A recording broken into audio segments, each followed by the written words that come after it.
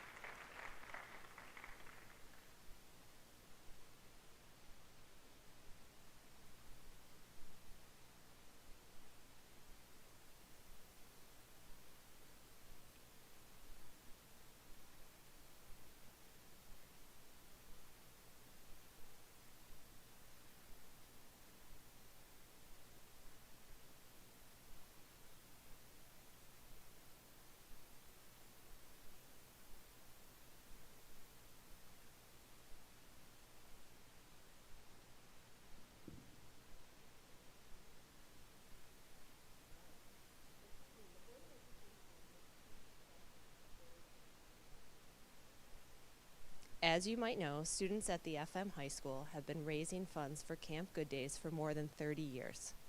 Camp Good Days provides a summer camp experience for children whose lives have been impacted by cancer and sickle cell anemia. Fundraising for Camp Good Days occurs throughout the year and ends with the dance marathon event in March. Now, please turn your attention to the screen to watch a brief video taken during this year's event.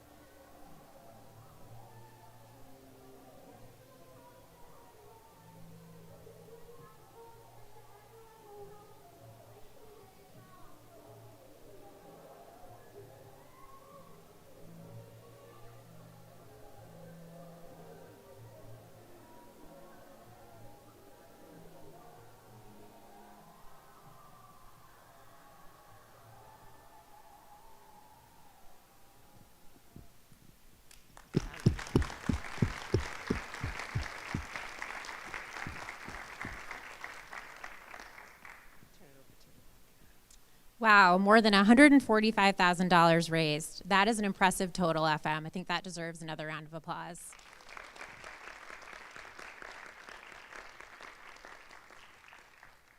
These funds will be used to send more than 180 children to camp this summer. What you might not know is that this year's fundraising total is the highest amount ever raised in the history of the event.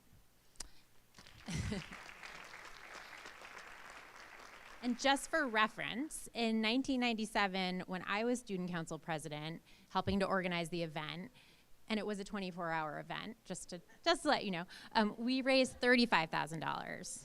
So thanks to all of your hard work and passion, FM is making remarkable strides for an incredible cause.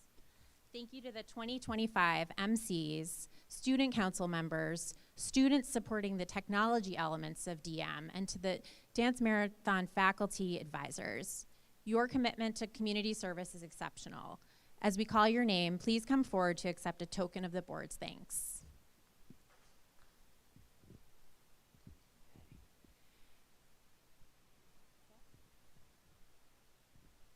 Abby Muscatella.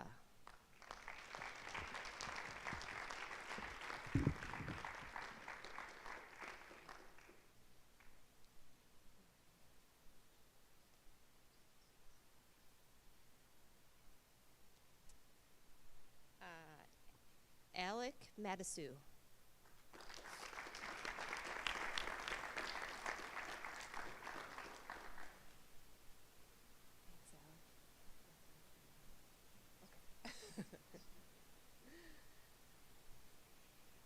Antoine Ayambe.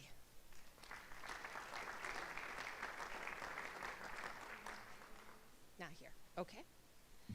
Devin Hack. Hey, Devin. Thank you so much. Ella Stevenson. Ethan Richards. Not here. That's okay. They should have their name called anyway. Jack Hearn.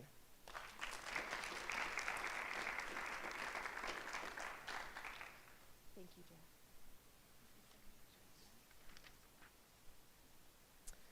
Lainey Poole.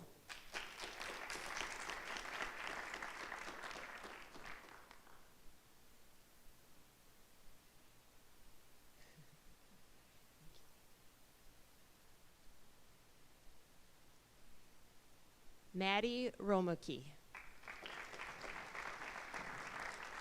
Did I get it? No? Good.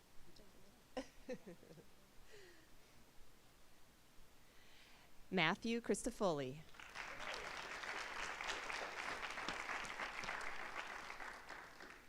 Thank you so much. Nico Morris.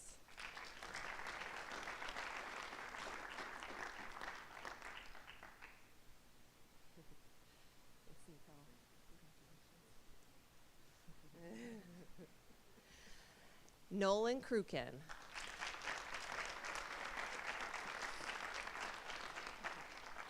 Thank you, Nolan. Owen Pipes. Not here. Okay.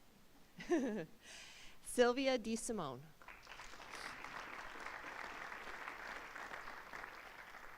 Thank you, Sylvia. Valentina Lellis.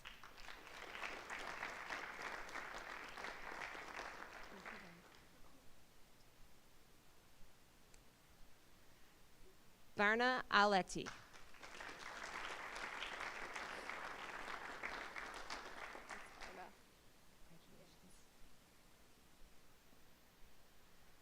Anoki Dalla.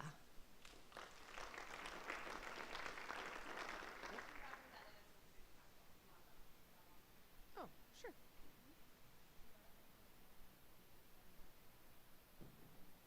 Are their names not on? Do you think their names are? Oh. Well, yeah. What are your names, gentlemen? Sam Abwala? Abwagla. Okay. And Liam Newton. Thank you.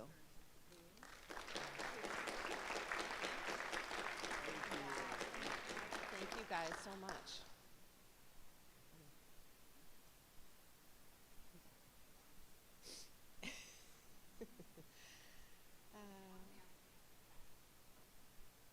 Where's that? Who's our dance kid? Well, come on up, Addie. Come on up. Hi, Addie. What's your last name? Lebach. Thank you very much. That looked like some great dancing. Oh. So do we think we not have everybody else? That's everybody? Oh. Boy, well, wait a minute.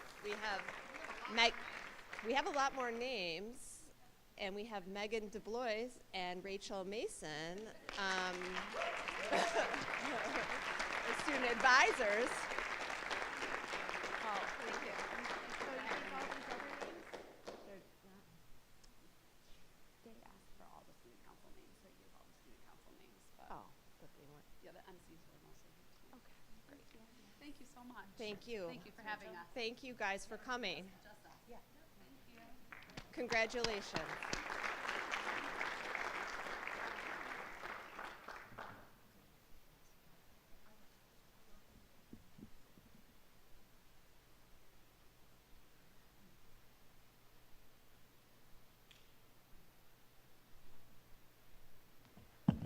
If all of you students and your parents would like to leave, you're welcome to stay for the rest of the meeting, but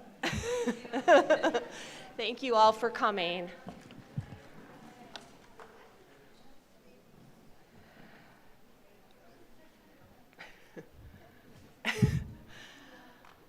Wow, we know how to clear a room.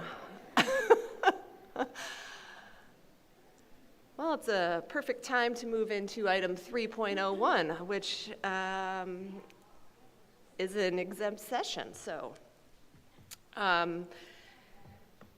be it resolved that the Board of Education of the Fayetteville-Manlius Central School District enter into exempt session for the purpose of discussing matters related to the discipline of a particular person and collective negotiations. May I have a motion? Thank you, Jason and Chrissy.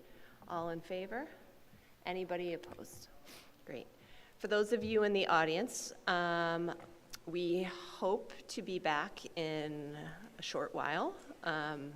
Just so you all know, if you'd like to stick around, you're welcome to. We are planning to return. We must return. We must return. we will be returning.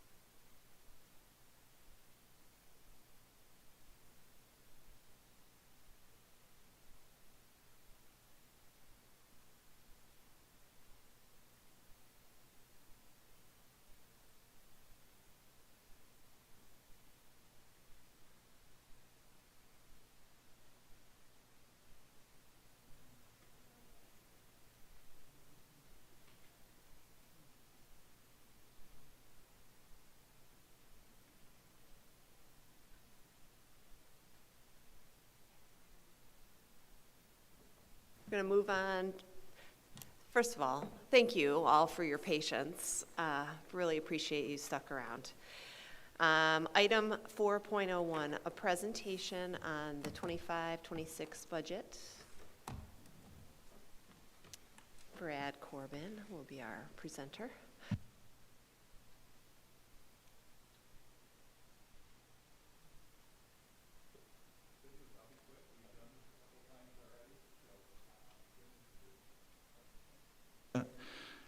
Good news, I'll be quick. I said we've done this a couple times already, going through the three parts. We did a brief summary portion previously, and so tonight we'll kind of finish up, and if there's any questions, feel free to stop me and I'll go. So three-part budget, again, capital part, administrative part, and program part, and I'll talk more about these as I go. Capital budget, you can see here an increase of about 1.9 million or 12.4%, and overall we're at about 17 million within the capital portion. Administrative increase is 214,000. It's about a 3.2% increase, and that part of the budget represents about 7.08 million. Program, the largest part, the increase is 2.9 million. It's a 3.5% increase overall out of our budget. The portion from program represents 86 million. The big news as far as at the bottom, staffing and program, no cuts to program or staffing, including mental health staffing and services, and I'll talk about those as I go through. From the pie chart, you can see there the three portions broken out, the biggest being the blue one being program, and again around the 85 million, representing about 74%, capital about 17, administrative about 9. Overall, from a three-part perspective, it's usually somewhere in that, under 10% for administrative, capital anywhere between 15 and 20, and program in that 70 to 75. From a dollars perspective, you can see 24-25 at 111 last year, 25-26 projected increase is about 4.6%. You can see to the right the changes, again echoing those amounts I just talked about, and again no cuts to either program or staffing. This is the this will be the three-part budget. You'll see when the booklets go out to the public, it breaks it down from a component. You can see there this is program, that bottom being the part I think we've just talked about, and the 85.8 million overall, increase being at 3.25. Second slide here I've got is broken down between administration and capital. You can see administration at 3.85% increase, and then a capital portion being the largest amount at 11.5%. I'll talk about the reason for that in a second. And then overall you can see a 4.6% increase from budget to budget.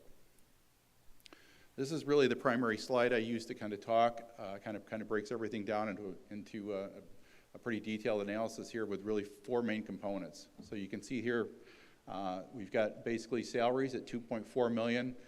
This is something kind of we've talked about I think in the past where you kind of get into where you've got fixed costs or variable costs, and in this case salaries being negotiated or forecasted, it's really a fixed cost. Health insurance and benefit costs, increased rates this year, so 1.4 million increase, and again that would be considered another fixed cost. The next item, we had a decrease of about 500,000, and that's related to the capital transfer. Went from 1.5 million down to 1 million. The reason for that is really a lot of the construction work we've been doing, where we've got the $52 million high school project and then the $15 million roofing safety and security project. The last item being debt service, it's a $1.9 million increase, and it's really based on the fact that the construction costs have started, but the corresponding debt hasn't flowed yet. That'll start when the projects are done and we submit those final cost reports. So if you take those four components and you add up the dollars, you're going to represent about 5.2 million. Mental health services is a slide we've been showing for the last couple of years, just talking about some of what we provide here at the district. You can see here those actual individual pieces broken out there from the family school liaisons, counselors, psychologists, etc. Budget on a 5-year trend, you can kind of come down and focus on the last line, that 25-26, 116 million, it's an increase of 4.64. You can see up on that, on the right-hand side, the percent changes through the years. It's kind of hovered somewhere around that high fives. This year we're down a little bit at that 4.6 mark. Next, we'll talk about revenue. Revenue is primarily made up of three components, being property taxes, state aid, and then what I call other revenue. And you can see there, as far as what that breakout is, taxes being the primary here at FM, it's about 65%, state aid about 30%, and other revenue represented at 5%. And I'll talk about these as I go through in more detail. State aid being the first, and the kind of, I guess right down to the last bullet, That state aid is projected to be $34.8 million. It's an increase of about $830,000 or 2.4%. And it represents approximately around 30% of FM revenues. And I'll talk about that increase in a second. So here with state aid, you can see the main components within it, foundation aid being the top one. I like to consider these things, as you can see with the main components there, that you got really more of a fixed-based item, or what I'd call as a spend-based item. So foundation aid is something that's driven. It's a formula-based driven item where you've got, in our case, somewhere around that $19.9 million, give or take. The rest of those items are really spend-based. So it's an activity that where any kind of spending in that generates a corresponding amount of aid. Overall, the main fluctuations, foundation aid run up somewhere around the 2.5%, give or take. We had a decrease a little bit in high-cost aid with some shifting of students from BOCES programs back to FM. Transportation went up about $340, and that was really based on spending. Increased kids, increased bus costs, things of that nature generated a higher amount of aid. Taxes is the next slide. You can see in the middle, the levy itself is $72.5 million, 3.49%, $2.45 million increase, and then 24-25. You go to this current projected year, the cap being at 3.56, an increase of 2.6 million. The increase itself for the tax levy purposes would be at that cap level of 3.56, and again at that 2.6 million. The bottom bullet is one, it is a projection. It's an impact on a $100,000 home. That would represent about a $54 increase, but that piece that you can kind of see in the bottom in parentheses, the projected cost, this is using a 10% increase in the assessment, but also using prior year equalization rates. Those rates aren't out yet. That projection amount is something, after talking to the local assessor for Manlius, that's kind of the amount where I got that. So overall, on a $100,000 home, this would project out about $54. Other revenue is the smallest component. You can see the breakout of those of the actual components of other revenue. It represents about $6.4 million. You can see here the components listed out with the corresponding dollar figures. If you go over on the right-hand side, you can kind of see some of the drivers of that. Interest income, it's really just a shift in budget to actual. We increased the actual what we anticipated for revenue at about $1.3 million in interest. We had an increase of prior year refunds of about $100,000, and the big one being assigned fund balance. So basically, if you think about it this year, if you take your budget and you compare revenues to expenditures, you needed to provide another about $1.27 million to offset that shift or that difference between revenue and expenditures. So that's really what's kind of driving this year's budget. There'll be funds that we'll need to appropriate about $1.3 million more than we had in the past. So overall, similar to what we saw with on the expenditure side of things, it's really made up of three main components. So we talked about state aid increasing, about $830,000 or $800,000 as I've got on the slide. That's made up of foundation aid, transportation aid, and BOCES aid. Property taxes, an increase with the levy, represents about $2.6 million or a 3.56% levy increase. And then other revenue is really made up primarily of what you can see there in parentheses being that additional $1.3 million worth of appropriated fund balance. So overall, if you take those numbers and add them up, they get you to somewhere around that $5.2 million, and that offsets against that $5.2 million that we saw with expenditures. Tax levy perspective, you can kind of see here in 21-22, starting in 22-23, you were down at like 1.1 to 1.8%. Those were years during COVID time period, as well as the federal aid kicked in, so the tax basis or the increase ended up being a little bit lighter. The last 3 years have been sitting somewhere in the threes, from 3.8 to 3.49, and then this year at 3.56. Next steps will be the adoption of the budget. Ideally, that would be tonight. And then the budget hearing itself would be May 12th, and then the vote would be May 20th. And that's the presentation. Are there any questions? Hey, Brad, so I know we're supposed to adopt the budget tonight, but yet the number you have plugged in for state aid is tentative because the state hasn't approved their budget yet. Yep. Correct? Good question. Yeah, so at this point, we don't have a final budget from the governor. There hasn't really been anything stated in regards to any changes from a foundation aid perspective or things of that nature.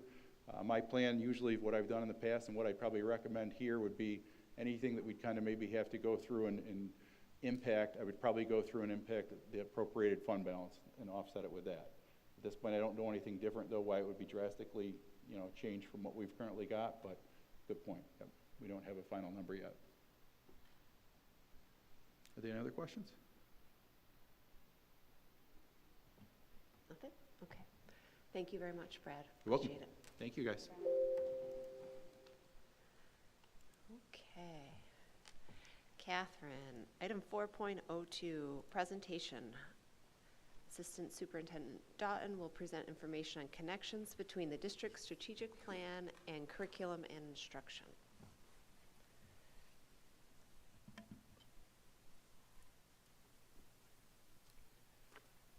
Hi, everyone. Thank you very much for letting us present a few minutes with some highlights from our April 1st Parent Council meeting. And I'm here with Laurel Chiesa, and we're going to kind of tag team a little bit to talk about what we talked about during that April 1st meeting. And we're really focusing on 3 parts of the strategic plan. We're going to give you some highlights in each of those areas and show you some of the connections that we're having from the strategic plan to our classrooms. So we'll start with teaching and learning. Everything that you see here is a part of our strategic plan. So if you're interested in the public, it's on our website, and you can see the priorities there. But we're going to start just by taking a look with personalized learning first. So again, personalized learning is a new term. It's not particularly new in terms of what we are doing, but when we're talking about personalization and learning, we're really just talking about making sure that in planning and instruction and assessment, that we make sure that students' unique needs, strengths, and their interests are a part of those pieces. So the example that we'll give here is a photograph from a current podcasting project for all of our 6th grade students in both of our middle schools. So this is something that is cross-disciplinary. All of our 6th grade students are a part of this right now. It's basically a chance for them to dig into content across multiple content areas, to create an inquiry question on something that they are really interested about digging deeper on. They do research, they work with their teachers to answer questions, they edit, they write extensively, and the final product is they create their own personal podcast, which will be shared with their peers as well as others around the community to deepen their learning.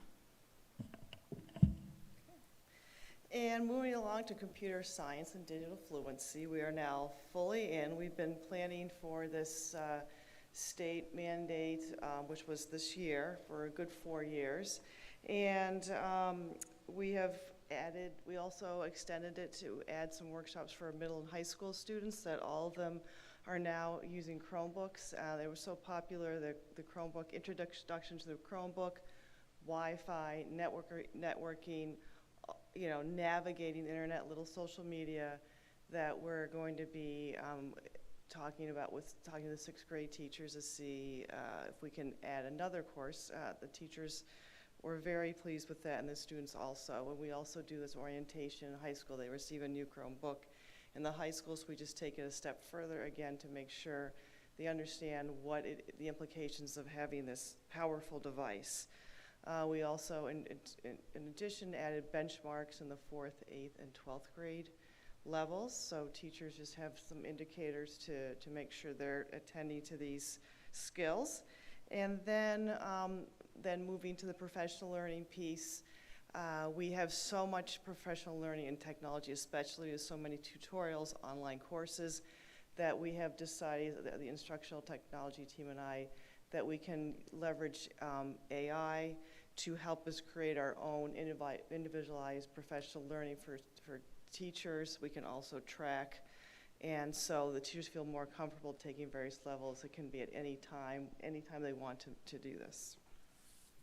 I think the other beautiful through line on professional learning is how we view AI. So when we looked at professional learning in the fall of 2023, we were reticent about AI. We were talking about banning it. We weren't sure about it. We spent a full day of professional development in the fall of 2023 with Dr. Bill Daggett and teachers across the country who are utilizing it. We really dug into the research, and we're very strategic in all of the professional learning that happened from there. And that really culminated with our October 31st instructional fair, where we had multiple teachers leading sessions on how they are using AI really effectively and ethically for students and within their own work lives. So our next section is school environment. So again, these are the pieces that are on our website for anybody that wants to dig deeper. into what those pieces are. We're going to talk a little bit about data collection first. Okay.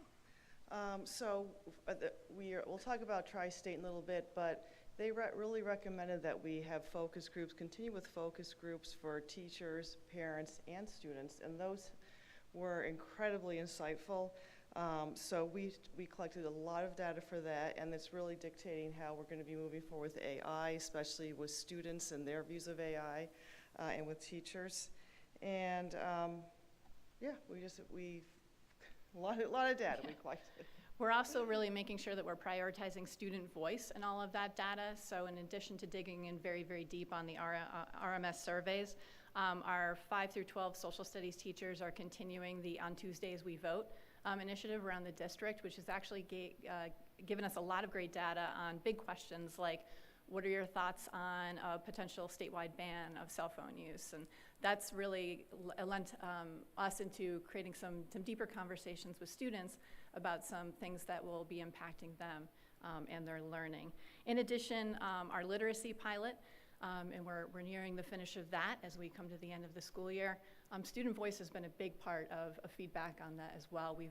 We've sent multiple surveys to all of our 3rd through 6th grade students, and I so appreciate all of their transparency and their honesty. They've given some really fantastic suggestions that will help us make decisions and move forward on the literacy piece.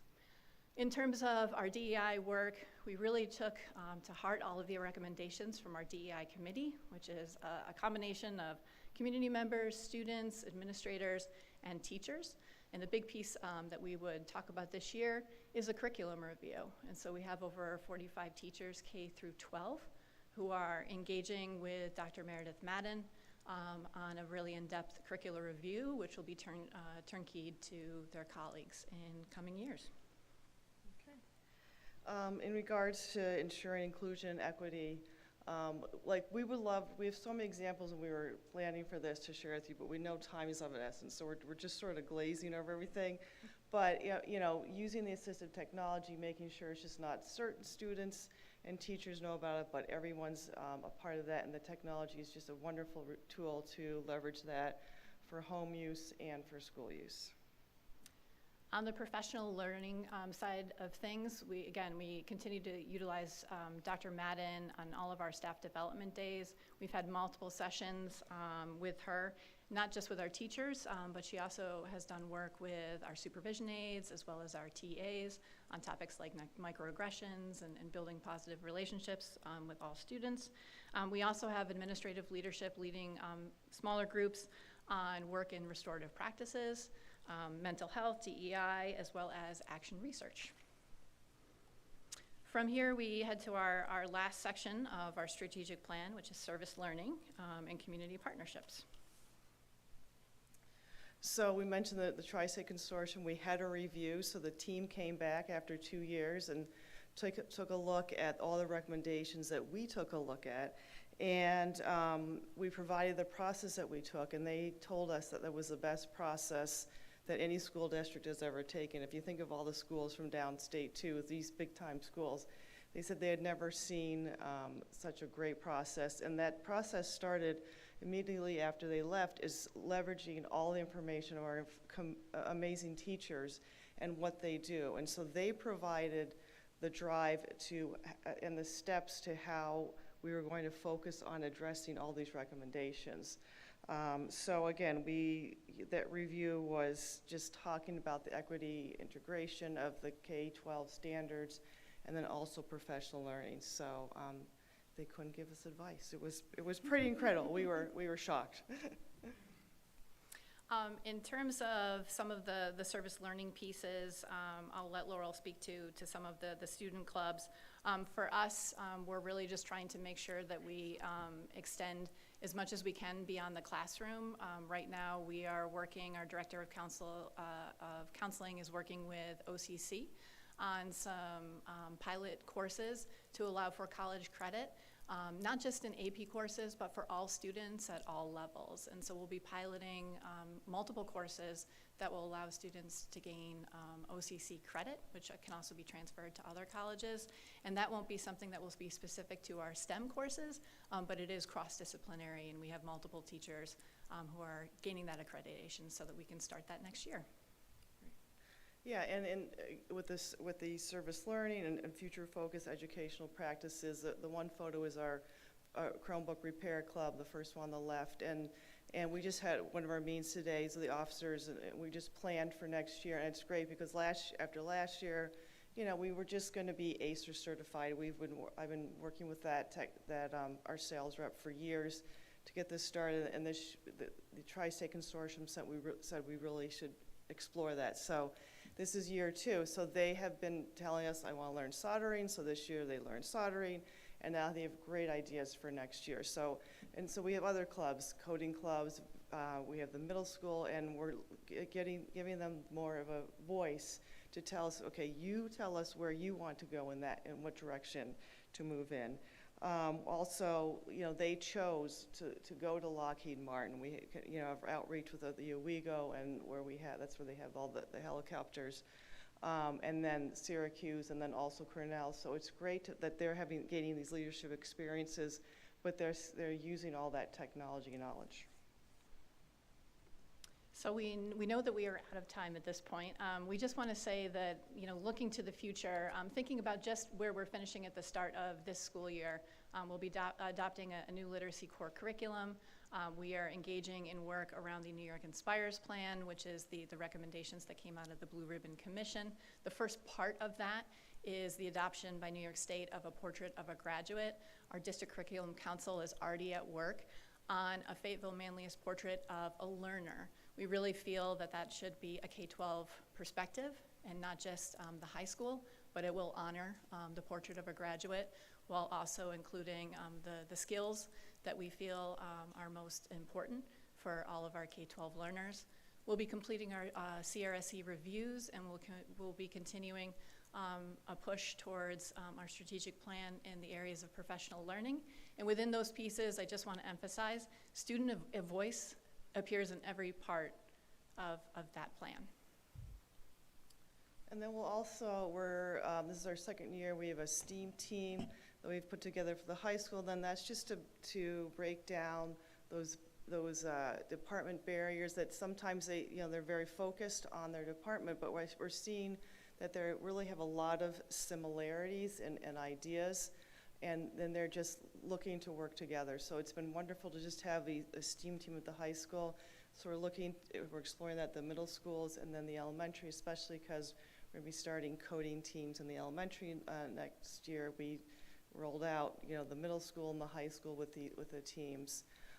And then also in regards to AI, I'll just give to Dr. Tice. And this just gives you a timeline of how we've been learning about AI with teachers, where we're moving with teacher professional learning and use and how they rolled out, and then also with students using it too. So I'll leave that to you if you're interested in any of that. And that's it. Thank you. All right. Thank you so much for your time. Thank you. I know you guys went through that really quickly and appreciate that, but there's a ton of really substantial information that you presented, and congratulations on the tri-state feedback or lack thereof, I guess. Yeah. I don't know. But that was really a lot of really great information, so thank you very much for sharing. Does anybody have any questions?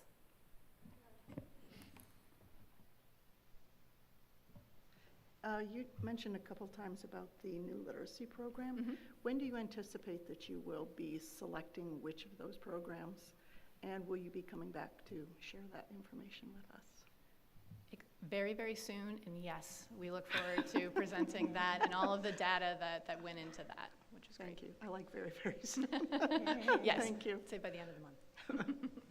Thank you, Laurel and Catherine, and thank you for inviting us to your, I want to say workshop day. What did we call it? It was Instructional wonderful. fair, yeah. PD day, the fair. I enjoyed the entire day. I'm a glutton for all that good stuff. I love the mortarboard and the oak tree. Whoever designed that was brilliant. Mm-hmm. And just thank you for all your That was doing. AI. Was that AI? Really? It was. Thank you, Bill Daggett.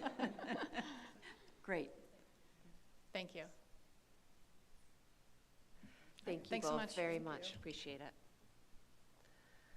Okay. Item 4.03, President's Report. So we are preparing to send out our initial stakeholder survey to all those different stakeholder groups for the superintendent search. If you haven't already, please make sure you get Dr. Cook your feedback on that. And came up today, I'm curious how people feel if they would like to include demographic information included in that survey or not. It sounds like it's typically not included. Does anybody really want to have it included for additional context or splicing or dicing the data? Anybody? Okay. So then I will ask him to leave that off, but if anybody else has any other feedback, please let him know. And then you will have an email in your inboxes. It looks like Dr. Tice has completed his self-evaluation for to kickstart the process. So our work, if anyone has any questions about how to do that, but we need to have everybody have their evaluations completed and super eval no later than May 12th, please. So if you're running into any issues, please don't wait till May 12th to tell me. And thank you. That's it. Item 4.04, Superintendent's Report. Thank you, President Fitzgerald. My superintendent's report is located, backup information and board docs. Item 1, capital project update. I'm pleased to report that the spring recess period of 4 to the contractors working on the high school construction project, as well as the contractors working on the recently approved $15.4 million roofing, safety, security, and capital transfer project, valuable time without the students in the building to make some substantial progress. For example, the new roofing contractor completed their work with respect to the full tear-off and replacement of the asphalt shingle roof on the district office, which had not been done since the building was constructed in the 1990s. In addition, the top coat at the bus loop at Enders Road was milled and new asphalt was put down to refurbish the entranceway to the school. Item 2, School Start Time Committee. Our School Start Time Committee will meet again this week to continue their work on exploring start time shifts and examining the high school bell schedule for potential changes. The committee is not only looking at adjusting the start times, but also revisions to the high school bell schedule, which will take full advantage of new facilities such as the expanded high school cafeteria to provide lunch for all students. To assist them in their endeavors, the committee tasked the administrators to partner with a transportation advisory firm for an efficiency study, as well as working with scheduling consultants who are better equipped as they have helped other districts navigate these potential shifts. Item 3, the RMS School Climate and Culture Survey wrapped up over spring break. Thank you to all of our families who participated in the most recent School Climate and Culture Survey. Research and Marketing Strategies out of Baldwinsville, our neutral third-party vendor who collaborates to ensure confidentiality and anonymity of the responses, indicates that the response rate was very impressive. We look forward to sharing the results, especially about the cell phone policy and the school start time questions in the very near future. Item next, the Utica National School Safety Award. I'm pleased to report that our school district was awarded with the Utica National School Safety Award, Titanium with Honors, for the 17th year in a row. Congratulations to our entire Buildings and Grounds Department, led by Jeff Brown, and our OCM BOCE Safety Officer, Kelly Niche, for their collective efforts to ensure that the school district was recognized and honored for its ongoing efforts to promote the safety of the students and the staff. Upcoming special events. As a reminder, the final installment of Parent Council will be held at 9 a.m. Thursday, May 1st, both in person and virtually. This edition will feature a discussion about the proposed budget that will go before the taxpayers later in May. In addition, our FM Zen group, which sponsored this year's Big Read, will host the rescheduled community event and mental health panel session on Monday, May 5th from 6:30 to 8:30 in the Fayetteville-Manlius High School auditorium. At that session, we'll advertise the dates for the viewings of the movies Screenagers, The Next Chapter, and Screenagers Under the Influence, which are being planned for late May or early June. As the Board of Education is aware, depending on the final details of the New York State budget, school districts will have to have a cell phone policy in place by August 1st. Middle school Latin concerns. The governance team is in receipt of a number of letters in support of the district to teach in-person Latin classes at both middle schools. We are delighted that one of the Latin teachers has voluntarily offered to teach a 6th class in order to accommodate students at both buildings. While I regret that our initial budgetary planning caused some consternation over the potential loss of in-person instruction, I do not regret the overall exercise, which compelled everyone to examine historical enrollments over the years, coupled with the need to boost interest in the program. Unfortunately, I suspect that similar conversations will have to be had in a variety of areas as we go forward in the future budgets, quite possibly with reduced governmental funding and/or a potential downturn in the economy, which will impact the local school budget levy. And last but not least, the instructional fair that Ms. Wheeler talked about was held on the Spring Professional Learning Day. Thank you to President Fitzgerald, Chrissy Purcell, Darrell Wheeler for making the effort to attend the recent instructional fair on the Staff Development Day. In the spirit of teachers teaching teachers, the instructional fair represents months of preparation by Assistant Superintendent for Instruction, Dr. Doughton, and the professional development team to plan the many concurrent sessions that capitalize on the expertise of our very own faculty and staff. At this time, I would like to have our district clerk show the video retrospective of the festivities. Thank you to all that were involved in the planning and delivery of this special day, which remains one of the highlights of the entire school year. That concludes my report.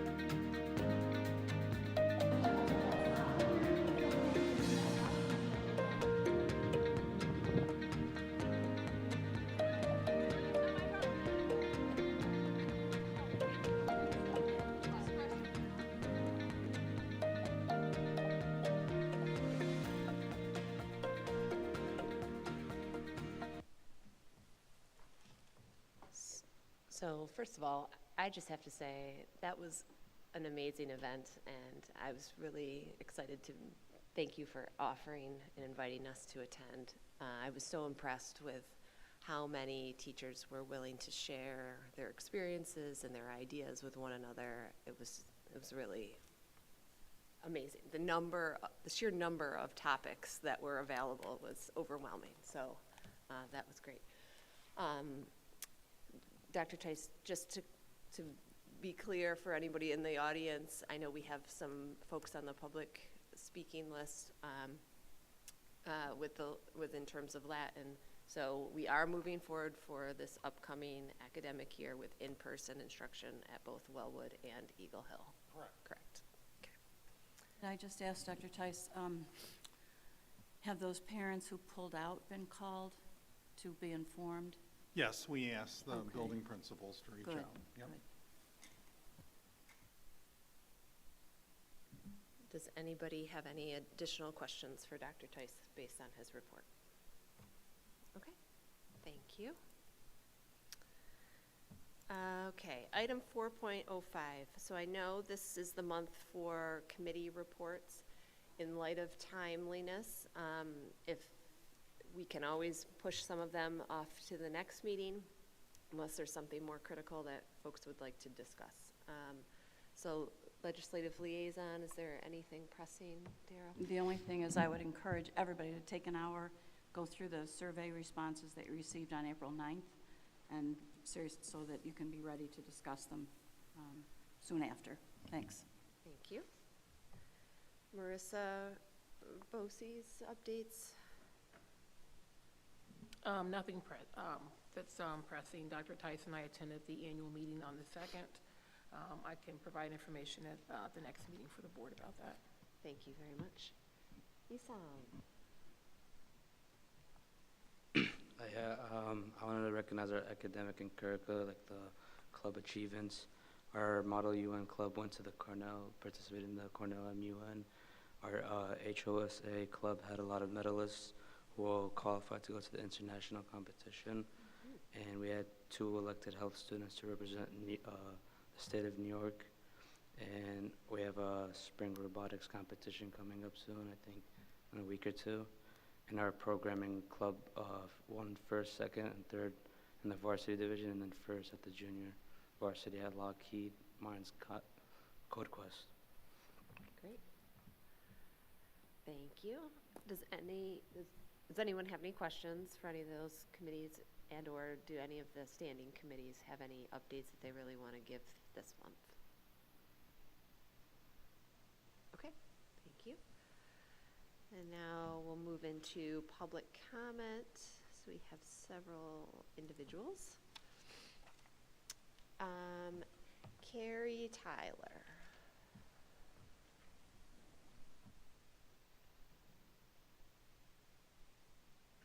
While you're setting up, Carrie, heard a lot of really great feedback regarding your work and your teaching, so thank you.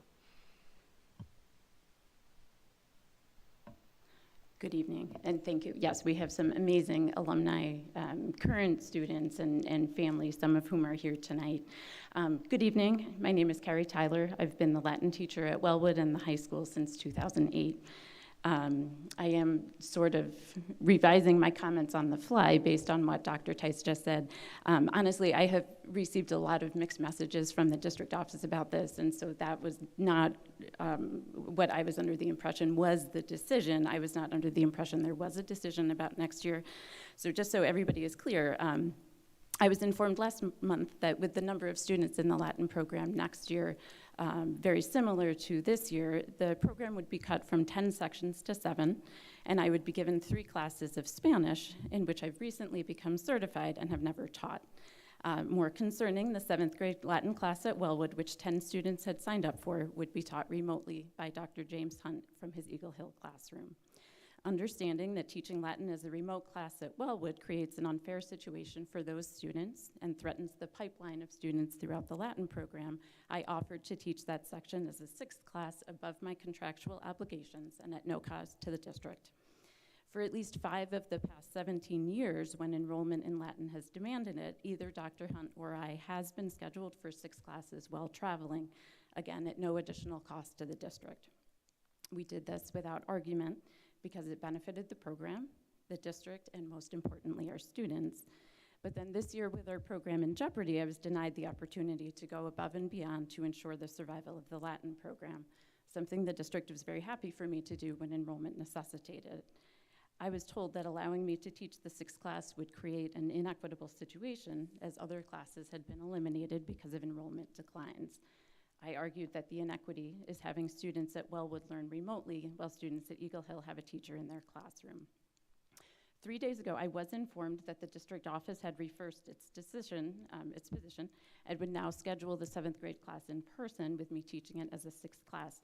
But this came with a very ominous caveat that both of the 7th grade classes at Wellwood and Eagle Hill had to be scheduled simultaneously, and the quote was, to prepare for the possibility of reverting to distance learning. So while some were cheered by this, I feel that then there is not a final answer on that question. And again, 2 weeks ago at least, the families were told from Wellwood that the final answer was remote instruction. A few of them have pulled out now and chosen a different language, and we can all, of course, understand why that is. Nobody wants to learn remotely. So I'm here tonight just to ask that there would be a final decision to allow me to do that in person. If that's the case, that's great. Again, I hope that the families won't be told that we might revert to distance learning.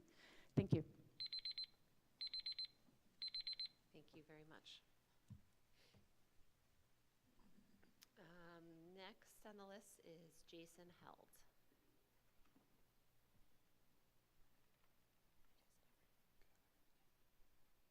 Good evening, everyone. My first question to everyone is, anyone ever tried to kill you? Have any of you had that experience? I can assure you that it's the last experience I wanted to share with my 9th grader. But just before spring break, what was described by the district as a verbal altercation at the high school was in fact an assault with a deadly weapon. It didn't end up in physical injury, and as the town of Manlius stated, nobody was injured. But being a combat veteran, I can assure you, injuries run much deeper than physicalness.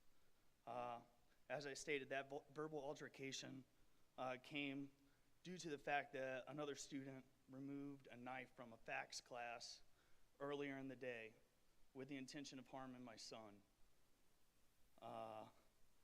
When he was confronted, he produced that knife and he tried to stab it into my son's chest in the art wing bathroom at the high school. I asked, where's the accountability of the fax teacher there? If we're in a chemistry class, those chemicals are kept under lock and key. How'd this knife escape the classroom and be present for it throughout the rest of the day? I look at your FM code of conduct and I ask, why is it so vague in reference to weapons? Very specific to gun violence, but someone taking a shot with a gun and missing and thrusting a knife forward at someone's chest and that student happened to move, there's no difference in that attempt at life. So again, I ask, where's the accountability? If you ask me, trying to stab someone in the chest in the bathroom is grounds for immediate expulsion, not a code or a level 2 or level 3 discipline action where you receive 5 days out of school suspension and then a superintendent's hearing to determine if you can come back and threaten another student. So I go into the superintendent's hearing. We wait for it. I don't get to know. My son doesn't get to know until the rumors will circulate whether the kid was expelled or if he's going to be back in a week, a month, 2 months, and he'll have to worry for his life moving forward. So we know this decision lies with you, Superintendent, and I just implore that you cannot and should not let this assailant back on school campus, ever.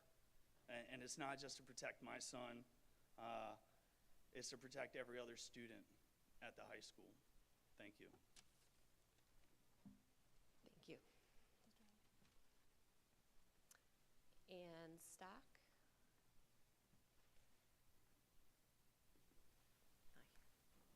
Okay.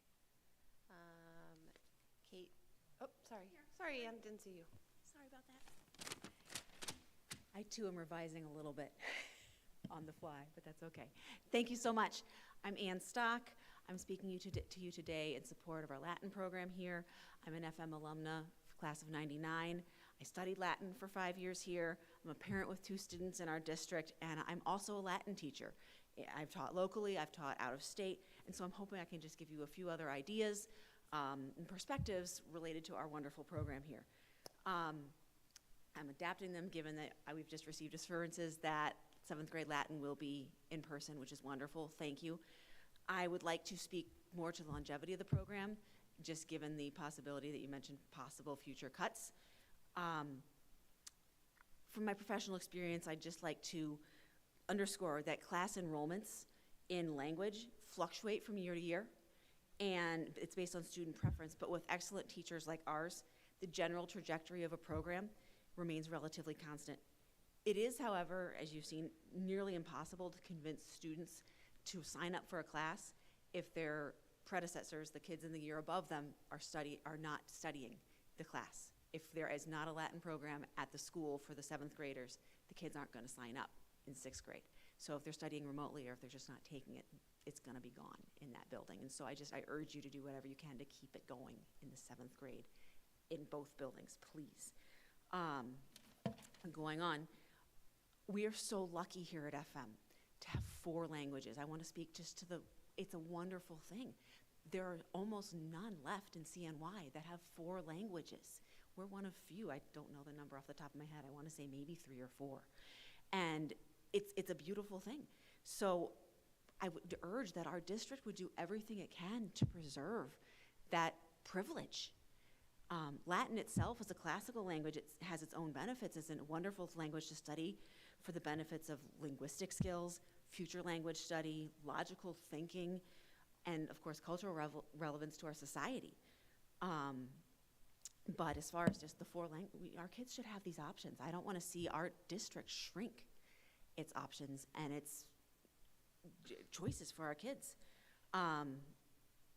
So please, I just urge you all, I chose as an alum to raise my family in FM. Oh, I gotta go. Because of the excellent educational opportunities here, including our Latin program.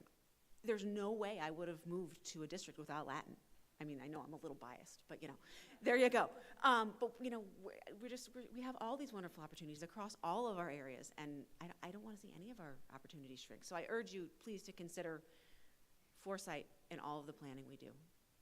Cuts or none, just watch out for all the planning long term. Thank you so much for your time and consideration.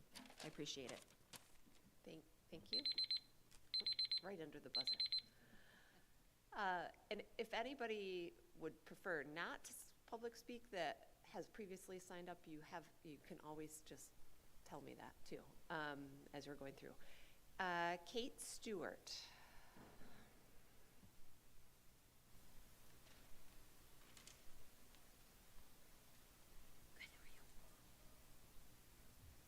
Hi, I'm Kate Stewart. I've taught German at FM since 2002 in all levels, 7th grade up to AP.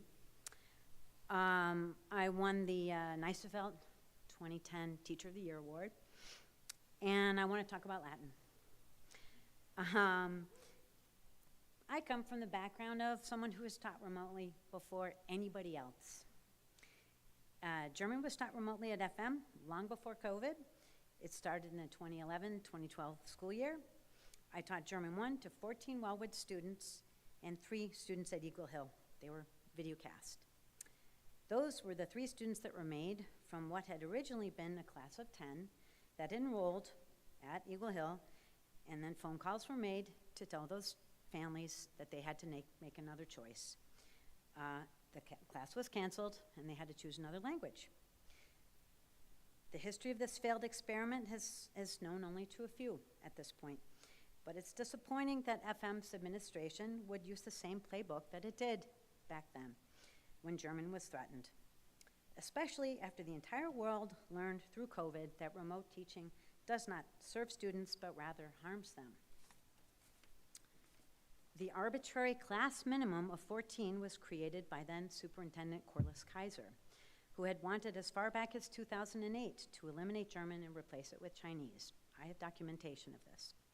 Nowhere to be found in writing, the magic number of 14 is being again used to justify changes to the current Latin program that could ultimately cut the program from the curricula here at FM. Teaching distance learning at FM was futile. Think about how students need to clearly see a teacher's mouth for full comprehension. How in a combined learning class, there are no more games in either class, no more communicative activities, no more collaborative groupings between the classes, no way of making friends with the other students when you're sitting in a conference room passively watching a video camera. Kinesthetic learning, which is especially important in middle school, is eliminated because it can't be done in both classes. As a teacher, knowing those students on the other side of the camera was difficult, even though I went once a week to Eagle Hill to give extra help. Despite having 6 remotes to replicate what I did in one classroom, the technology often failed and the video class was the loser. Distance learning is boring, and we all know this from our collective experience with COVID teaching. Regardless how hard educators tried to make it work, the possibility of reverting to distance learning apparently still exists, according to district administrators. Why is this acceptable for Latin students at the middle school, especially when enrollment numbers ebb and flow? Let's please put teachers and students first, abandon the bogus 14-student minimum class size, and continue to allow some smaller classes, trusting that our extremely qualified and flexible Latin teachers can increase their enrollments. Thank you for listening. Thank you. Are the students speaking? No. The students are signed up. Okay. Jessie Lynn. Jessie's not here. Okay. Crystal McCullough. Not here. Allison Wade. Okay. Kevin Malone. Okay. You guys aren't hiding there, right? Denise Mons.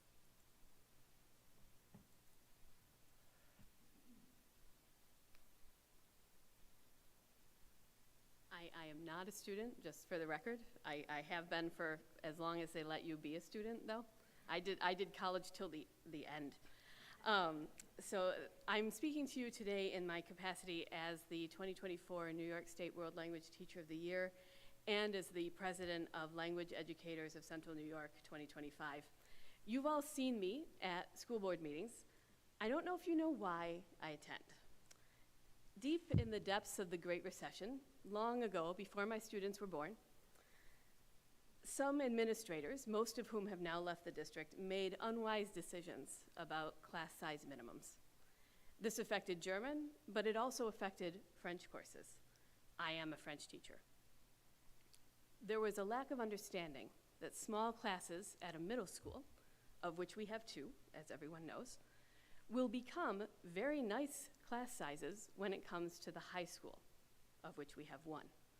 So it's important not to apply the same standard to a middle school that has half of the students of a high school, especially when it comes to beginning language classes, or even when it comes to ending language classes.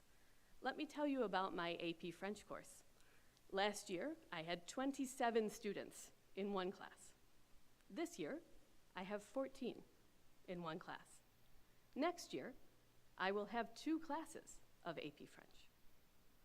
So that gives you an idea of how numbers go up and numbers go down, but excellent programs remain.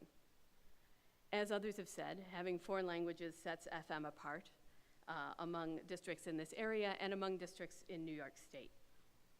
In order to maintain strong programs, we need strong teachers. We have them.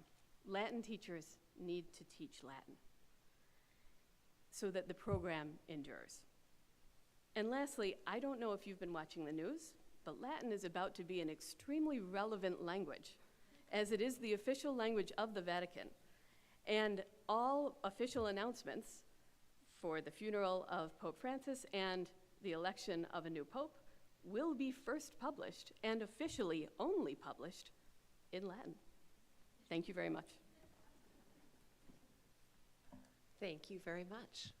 I don't think you really said why you do like to come to these board meetings, though. James Hunt.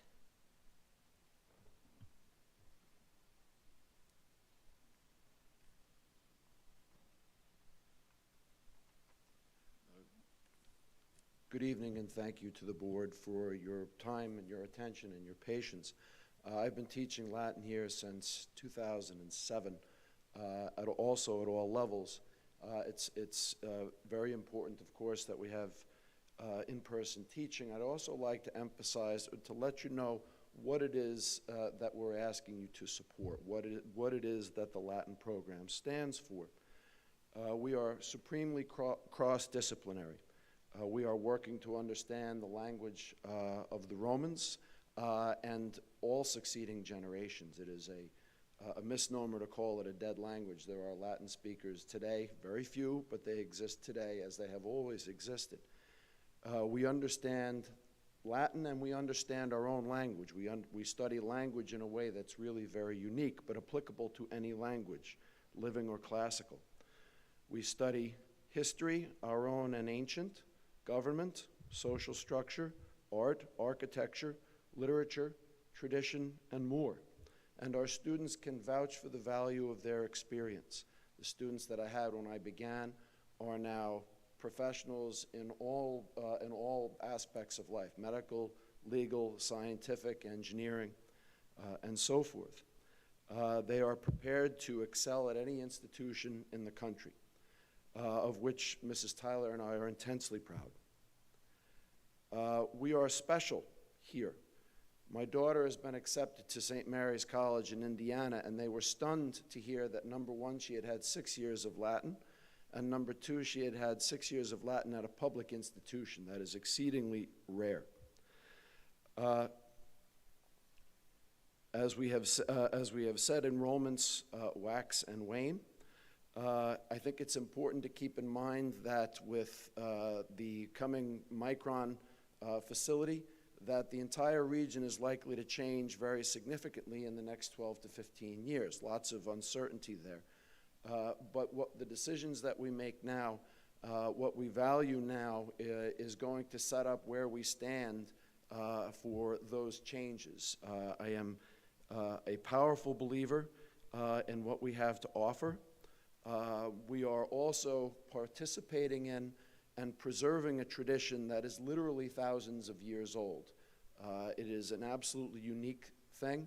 I feel particularly about Latin and AP Latin. It is the jewel in the educational crown here at Fayetteville-Manlius, of which I am intensely proud, and for which I also moved into the district. It is an extraordinary honor and extraordinarily rewarding to teach the kids in this district. So I ask you to please keep that in mind for facing the difficulties and uncertainties of the future. Thank you. Thank you very much. And last but certainly not least, Alexa.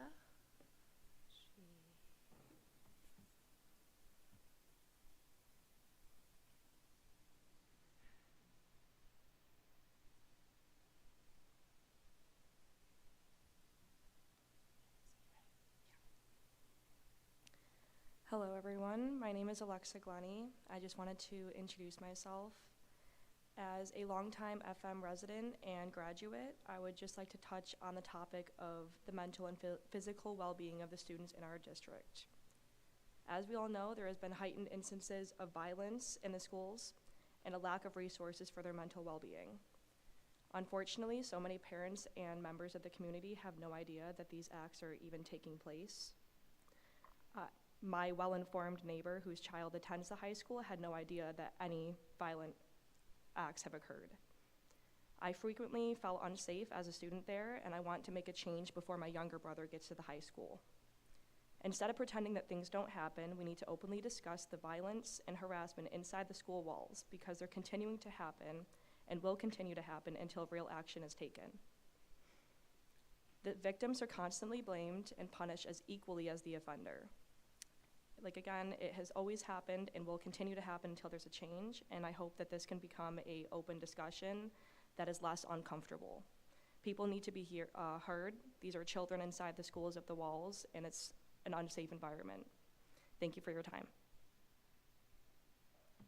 Thank you. I think that is everybody. For all of you who spoke on the Latin program, that was a terrific advertisement for anyone who's listening. I would think to consider enrolling in Latin in the future years. So thank you for providing that, and you can borrow the YouTube stream to create your infomercial in the future. Oh, sure.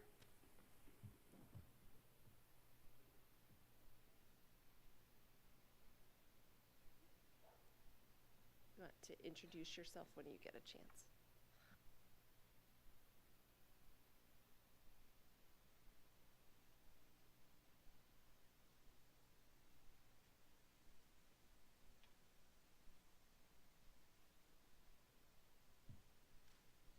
I'm sorry, I will be quick. Thank you. My name is Habiba. I am a parent of my 2 students going to FM High School.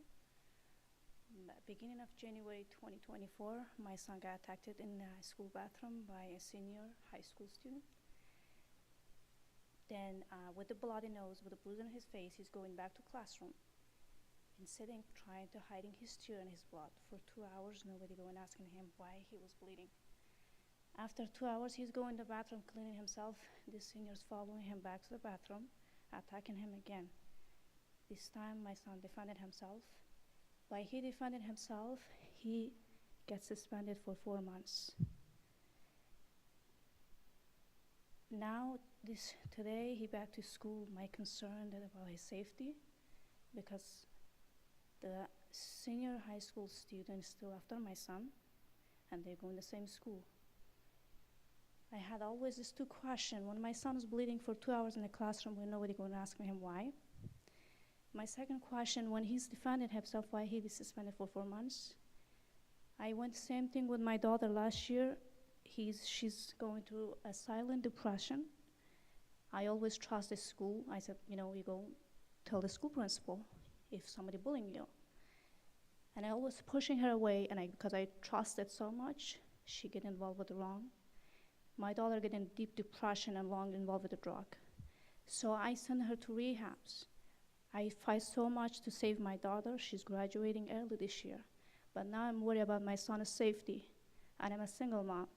I try to speak up, but somebody can hear my voice. Why my son's bleeding in the classroom, and he defended himself. He gets suspended for 4 months. I do not understand, and nobody answered my question. Now I am worried about his safety. I'm really concerned about my son's safety, because those kids broke to my house and broke my son's computer and his door. And I have all the evidence. I wish I could show you the video. Thank you so much for the opportunity. I really appreciate it. Thank you. And for those of you who are speaking on the topics related to your concerns, we hear you, and thank you for sharing your experiences.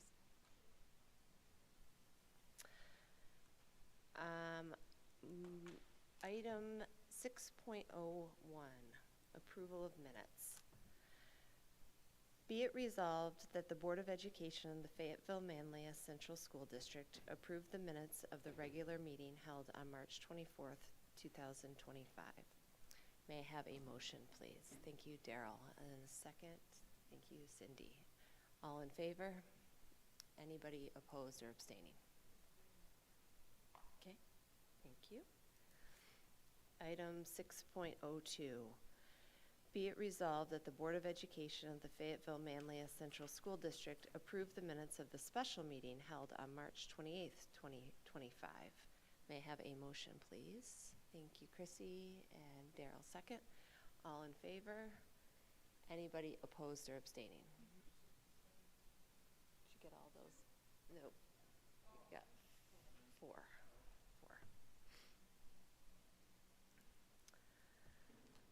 Item 6.03, be it resolved that the Board of Education of the Fayetteville-Manlius School District approve the CEQA Resolution Type 2 action, transfer to capital projects as presented. May I have a motion, please? Thanks, Dan and Jason. All in favor? Anybody opposed or abstaining? Okay. Item 6.04, be it resolved that the Board of Education of the Fayetteville-Manlius Central School District hereby adopts the 2025-26 budget as presented on April 21st, 2025. May I have a motion? Thanks, Dan and Chrissy. Any discussion? Sorry. All in favor? Anybody opposed or abstaining? Thank you. Item 6.05. Be it resolved that the Board of Education of the Fayetteville-Manlius Central School District hereby adopts the 2025-26 property tax report card as presented on April 21st, 2025. May I have a motion, please? Thank you, Cindy. And a second. Daryl, any discussion? All in favor? Anybody opposed or abstaining?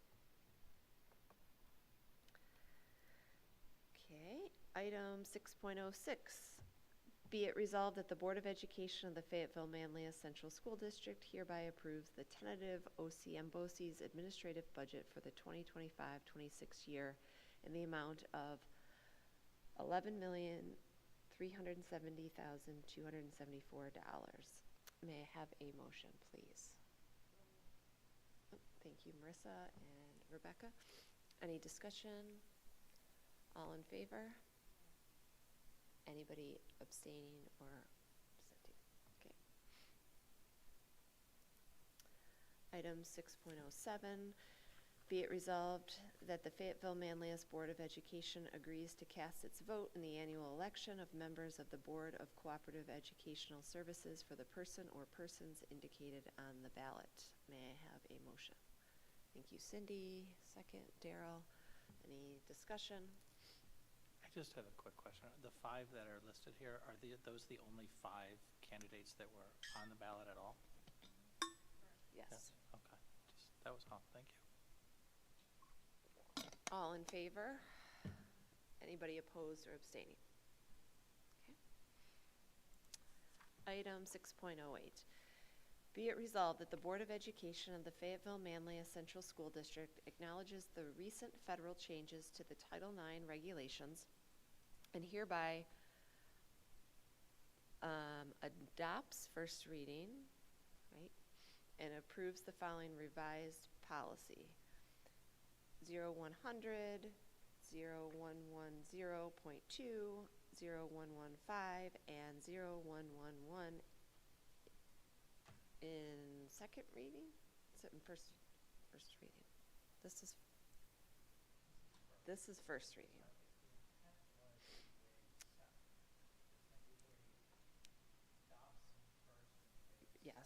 Yes. So we're waiving second reading and approving the following revised policies in first reading in order to comply with the recent federal amendments and rescinds policies 0110.1 and 0100.2. Okay, may I have a motion, please? Thank you, Anne. And a second, Daryl. Discussion. Yeah, so I have a few. I apologize for the lateness. I didn't get a chance to read these until today. I shared it with all of you, but policy 100, it starts with it, the Board of Education shall. We've made that change across many policies before, that it's the district shall. And it's also the same district shall and other policies tonight, so that was one. The second was that policy 115 is just referenced by the wrong name, slight error in it twice in that policy. And then third is really my more specific question, is there's a very specific provision in paragraph 5 of policy 1000 the non-discrimination paragraph intended to comply with USDA federal meal programs, and what we have in the policy differs from the non-discrimination provision language on the USDA site that is linked in that section of the policy, so I'm just curious why there's a difference between the two. That's on, I'll stop on that policy first. Okay.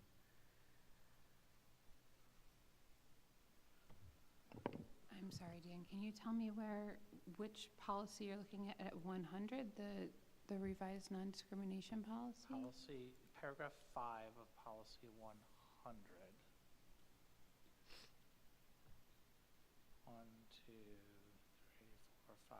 It says the district will post the following statement, quote, in accordance with the federal civil rights law and U.S. Department of Agriculture, et cetera. That's paragraph 5 of this policy. Yeah. There's a link in that to where the discrimination complaint information is available. That link directs to the page where the USDA's non-discrimination provision is, and that does not match what's in this proposed policy. So I'm just curious why, if there was an intent behind why those two are different from each other. No, this is the NISBA policy, so there's not an on purpose that I'm aware of that they don't match. No. My only concern is, do they need to match to qualify to receive the funding? I would presume the intent of putting it in there is to ensure funding eligibility, and I'm not, and again, it could also be that the USDA site has changed. These change by the hour, by the minute. Right. Right. So they could have changed while we're sitting in this meeting, and they might be very different now from what they were this afternoon. I don't know, so I didn't know if that was subject of a discussion. I just want to make sure that we're using the right language to stay eligible for that funding. I think it's been a moving target, I think your point exactly. So are you recommending just remove that last line? I think we have 3 options. We can leave it as is. We can change the quotation part to what's on the website today. Or we could take out the last line that has the direct link in it. I think linking to a page that has inconsistent language. What's that?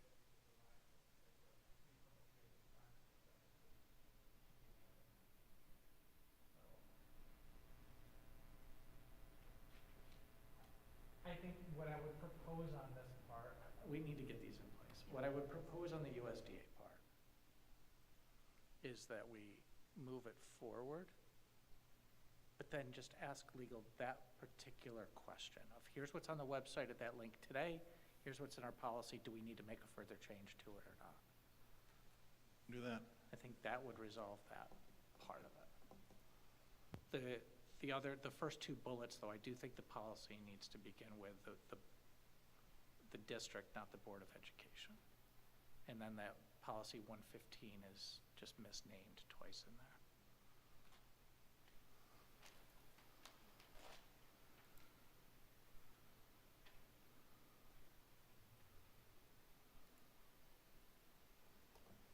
What do you mean that it was misnamed?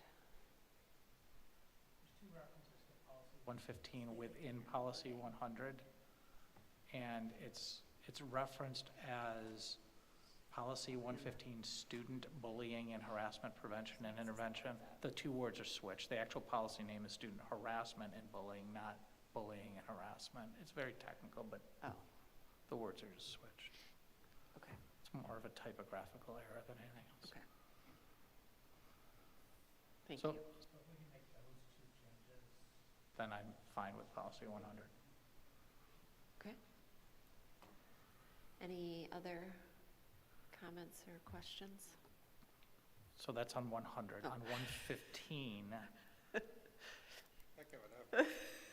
Good try. On 115, there's 3 references in the opening 2 paragraphs to, again, to board that should be district. And then there's an unfinished piece of that policy, page 4, paragraph 1 of policy 115. There's a choice required that was not made in what was presented to us, so I don't know what choice is being made.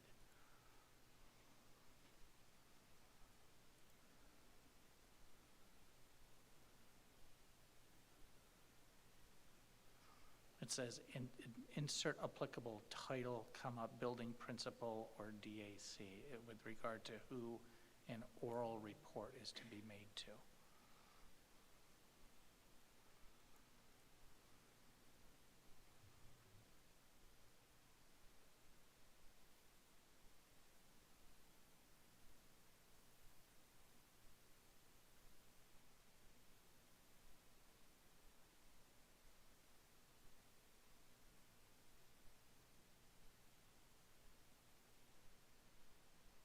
Just the question is, who's the oral report of an instance of bullying supposed to be reported to orally within one school day?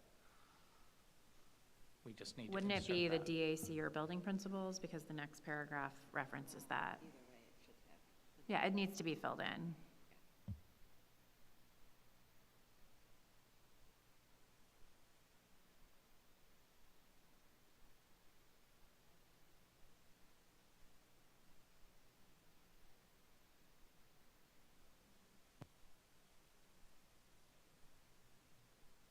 Oh, who, do we not know who that should be reported to?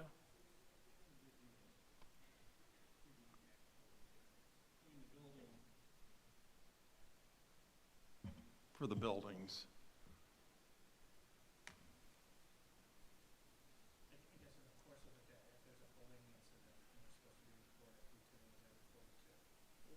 In the buildings, it's the assistant principals that are identified, and Dr. Sugar is the district.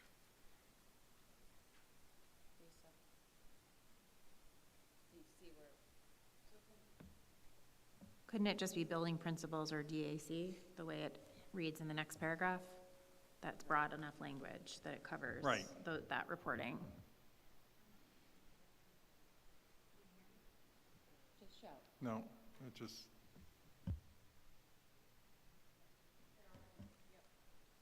I think I got it, okay. I would recommend to take out insert applicable title and leave the building principal or DAC. Okay, thank you. And then again, just in the first 2 paragraphs, there's 3 references to board that should be district.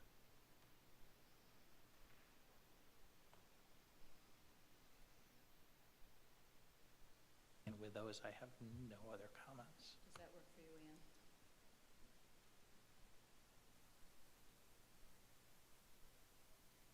Great. Nobody, anybody else? Wonderful. So, we had a motion, we opened it. Okay, all in favor? Right? What?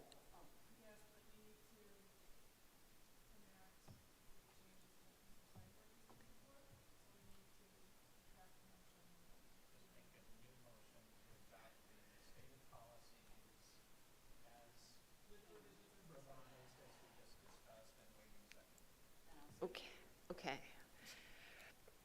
Be it resolved that the Board of Education, no. You made it. Yeah, I'm making a new one. No, he made it. It's done. All right, we're done. Motion. Second. Who's going to second? Nobody? Who seconded? Daryl Daryl. seconded it. Oh, it's a late one. All in favor of Dan's motion?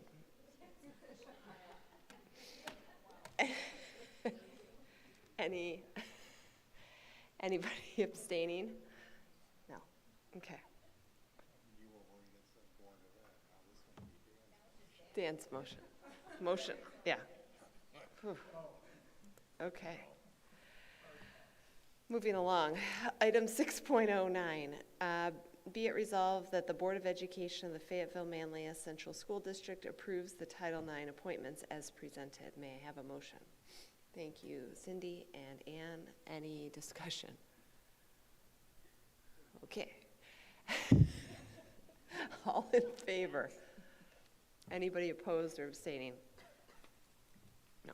Okay.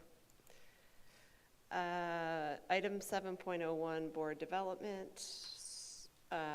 So if anyone wants to nominate anyone for the Board Member Achievement Award, there's information indicated below.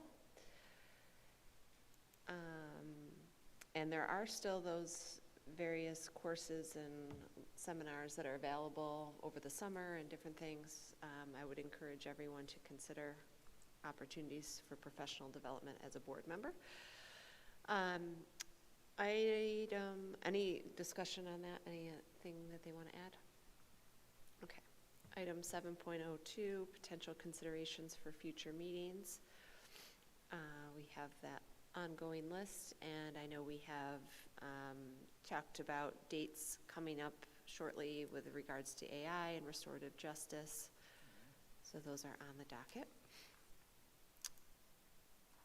Any discussion, questions on that? Okay.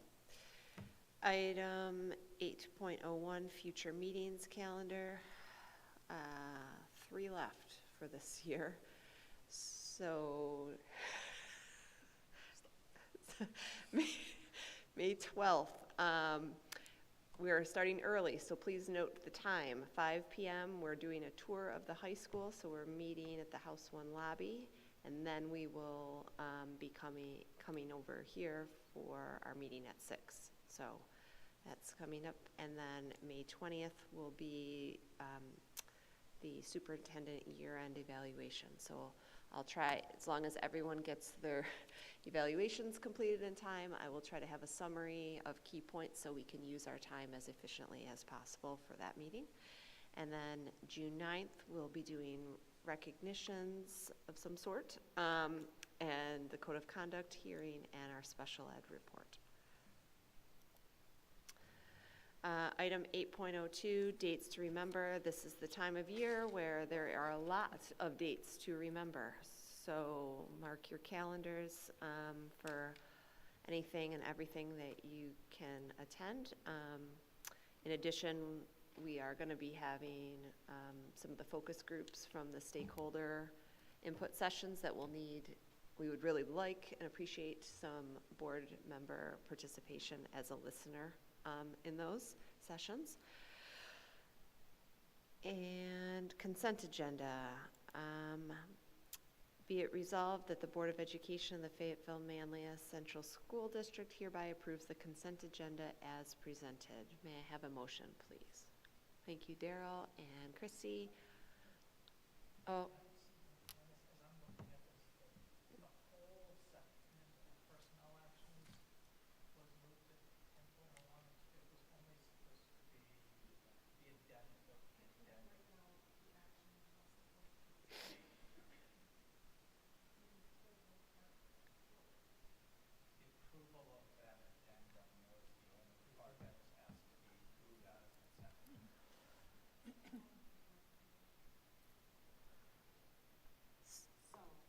So,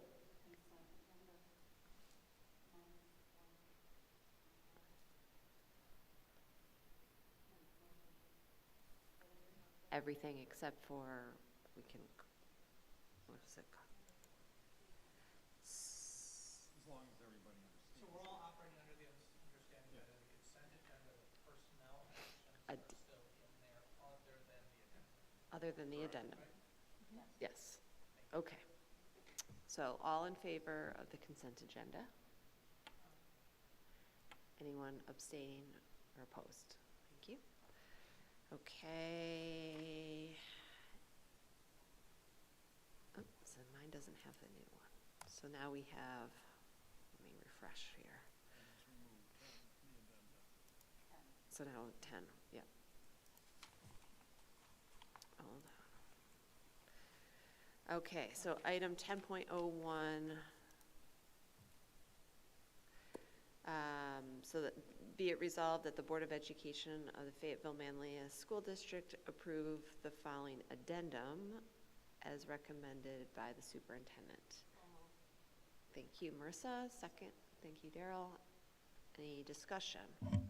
So I'll discuss. So my intent is to vote against the addendum as written due to the lack of clarity in some language. It's talking about fundraising as it relates to 3 particular activities. Okay, thank you. Any other discussion? Okay, all in favor? Anybody opposed or abstaining? Okay, thank you. Item 1101. Be it resolved that the Board of Education of the Fayetteville-Manlius Central School District enter into executive session for the purpose of discussing the discipline of 2 particular persons, employment history of a particular person, and discussing a student discipline matter.